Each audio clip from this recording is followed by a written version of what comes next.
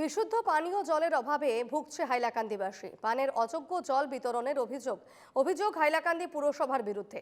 প্রত্যেকটি ওয়ার্ডে পানীয় জলের জন্য হাহাকার অবস্থা।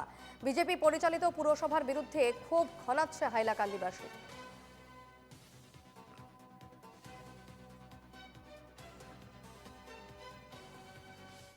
পানীয় জলের সমস্যা তো সবসময়ই আছে। কোনোদিন রাত্রে 9টা তো আইব জল, 8টা তো জল দেওয়া আইব, কোনো টাইম নাই। জলের লাগে আপনি কোনো দিকে কাজে বেরিয়ে দিতে পারতেন না। কোনোদিন দিনের বেলাও দিব, রাত্রেই বেশিরভাগ জল দেয়।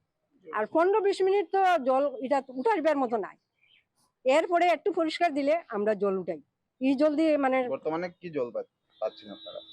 বর্তমানে তো এই জলটা ওটা পাইবেন কালকে গতকালকে রাতে 9টা 35 জলটা দিছে।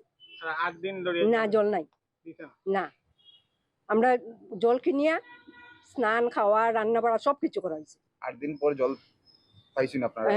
এই জলটা পাইছি, এরকম গুলা জল পাইছি না। এখন এই জলটাও ব্যবহার করতে লাগবো, চুন ফিটকারি দিয়ে ব্যবহার করতে লাগবো। এছাড়া আর উপায় নাই। ও তো এটা দিয়ে করতে লাগবো। এতদিন তো কিনিয়ে আনছি, এখন এটা না। বুঝছেন কি দাবি জানাইবা? দাবিটা হইলো যাতে আমরা নিয়মিত জল পাই, পরিষ্কার জল পাই, এটাই দাবি।